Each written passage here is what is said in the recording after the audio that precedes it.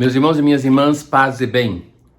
A antífona da entrada de hoje, nós assim rezamos. Ó Deus, quando saístes à frente do vosso povo, abrindo-lhe o caminho e habitando entre eles, a terra estremeceu, fundiram-se os céus. Aleluia. Nós hoje acompanhamos mais um pedaço da história de Paulo e seus companheiros.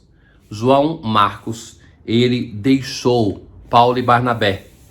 Parece-me que era um jovem, ainda muito jovem, Marcos, e que se sente na dificuldade de fazer este caminho longo, uns 500 quilômetros pela montanha, um caminho perigoso.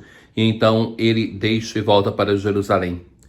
Eles, porém, chegaram a Antioquia e vão na sinagoga em dia de sábado, algo que é costumeiro de Paulo fazer isso. É ali com o povo de Israel que ele começa a pregar, aonde é possível, aonde tem a sinagoga. Se não tem, então ele vai para outro local.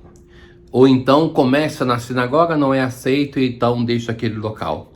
E ele vai dizer assim: Israelitas, e vós que temeis a Deus, escutai. O Deus Todo-Poderoso de Israel escolheu nossos antepassados e fez dele um grande povo quando moravam como estrangeiros no Egito. Então ele faz um percurso da história da salvação do Antigo Testamento e de lá os tirou com braço poderoso. E durante mais ou menos 40 anos cercou de cuidado no deserto, destruiu 7 nações, passou para eles a posse do seu território. Depois disso concedeu-lhes juízes até ao profeta Samuel. Em seguida eles pediram o rei e Deus concedeu-lhes Saul, filho de Cis, da tribo de Benjamim. Em seguida Deus fez surgir Davi como rei e assim testemunhou a seu respeito. Encontrei Davi, filho de Jessé, homem segundo o meu coração, que vai fazer em tudo a minha vontade. Conforme prometera, da descendência de Davi, Deus fez surgir para Israel um Salvador, que é Jesus. Então ele passa por toda a síntese da história do Antigo Testamento para chegar a Jesus. Antes que ele chegasse, João pregou um batismo de conversão. Estando para terminar sua missão, João declarou: Eu não sou aquele que pensais que eu seja, mas vede, depois de mim, vem aquele do qual nem mereço desamarrar as sandálias. Então, vem o testemunho de João, que vai apontar aquele que é o Salvador.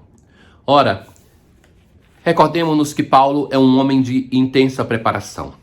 Este que fora perseguidor dos cristãos, que nós ouvimos a história da sua conversão, uma história de conversão tão importante, como já lhe dizia, por 3 vezes se repete a narração desta conversão.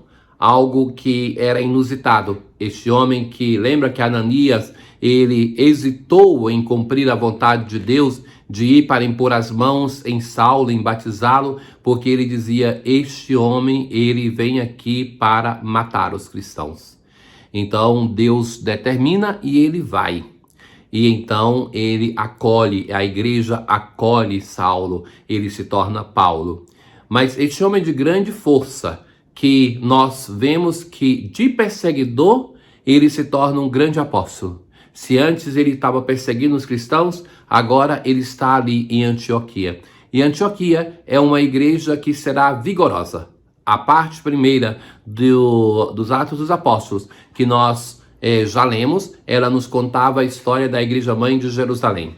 Agora é a igreja de Antioquia que vai ter a proeminência. Dessa igreja vão partir os missionários, a ela vão voltar para dar satisfação, e eles têm intuições que superam a igreja de Jerusalém, como, por exemplo, perceber a grande novidade que é o Cristo e o ser cristão, porque vão reconhecer por primeira vez os seguidores de Jesus, nós como cristãos. O salmo de hoje é o Salmo 88. Ó Senhor, eu cantarei eternamente o vosso amor. É este amor manifestado por Deus que quer chegar para que o povo de Antioquia se converta. E a vossa lealdade é tão firme como os céus. Eu encontrei e escolhi a Davi, meu servidor. Então, uma memória daquilo que Paulo vai dizer na leitura. Estará sempre com ele minha mão onipotente. Diante dele esmagarei seus inimigos e agressores. Minha verdade e o meu amor estará sempre com ele. Porque a Davi, Deus faz uma promessa que não mais renegará. que é o herdeiro que vai ser colocado sobre o trono, e esse herdeiro é o Salvador. Davi não teve um descendente para um reino assim, um reino tão grandioso. É o Cristo, é ele da casa de Davi que vai ser a realização da promessa messiânica feita a Davi. Hoje no Evangelho nós temos o que acontece depois do lava-pés. Jesus então, depois do lava-pés, vai dizer assim: em verdade vos digo, o servo não está acima do seu senhor, e o mensageiro não é maior do que aquele que o enviou. Jesus começa então um discurso que vai aos poucos preparando os seus discípulos para testemunharem aquilo que é o valor da vida cristã.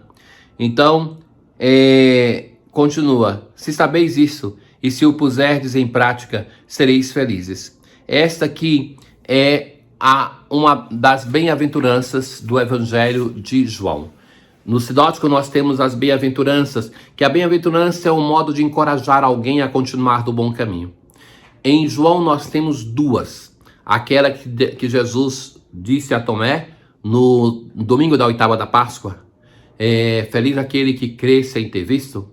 E agora, então, a outra: sereis felizes se o praticardes. Essas duas bem-aventuranças. E Jesus continua: eu não falo de vós todos. Eu conheço aqueles que escolhi, mas é preciso que se realize a Escritura. Aquele que come o meu pão, levantou contra mim o calcanhar.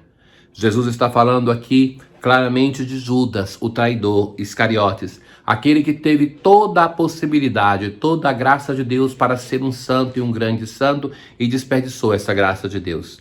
Desde agora vos digo isso antes de acontecer, a fim de que quando acontecer, creiais que eu sou.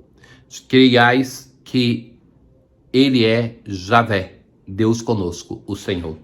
Jesus, em muitos momentos do quarto evangelho, vai revelando a sua identidade divina, a sua unidade com o Pai.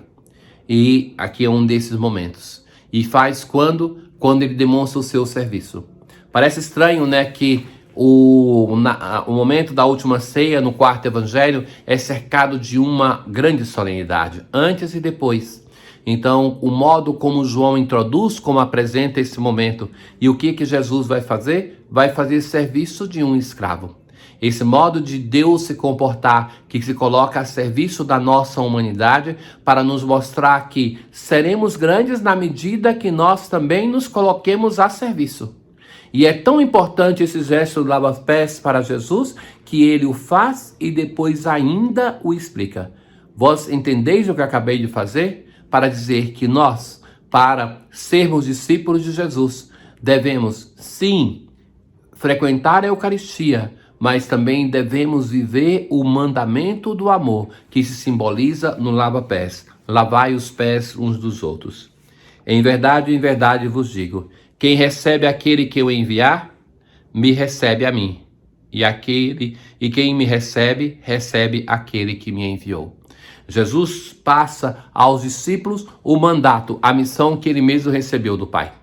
Recebendo a ele, estamos recebendo o Pai. E ele não foi acolhido por todos. Já o que ele vai dizer antes, que vai ser traído por um dos seus discípulos, já demonstra isso.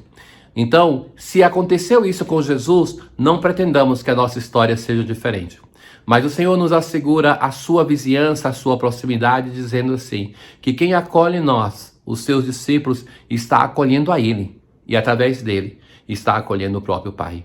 Somos nós que somos consolados com essa identidade, com a divindade, então, que provém do nosso Deus, mas com também uma humanidade bela, a humanidade de Jesus, uma humanidade santa, que transparece a beleza de Deus. É bela uma expressão de um autor que vai dizer assim, só Deus podia ser um homem tão belo assim, só Deus. E na aclamação ao Evangelho de hoje, nós assim rezamos, Jesus, a fiel testemunha, primogênito dos mortos, nos amou, e do pecado nos lavou em seu sangue derramado. Ó Deus, que restaurais a natureza humana, dando-lhe uma dignidade ainda maior, Considerai o mistério do vosso amor, conservando para sempre os dons da vossa graça naqueles que renovastes pelo sacramento de uma vida nova. Por Cristo nosso Senhor. Tenham todos um bom dia. O Senhor esteja convosco, Ele está no meio de nós. Abençoe-vos o Deus Todo-Poderoso, o Pai, o Filho e o Espírito Santo. Paz.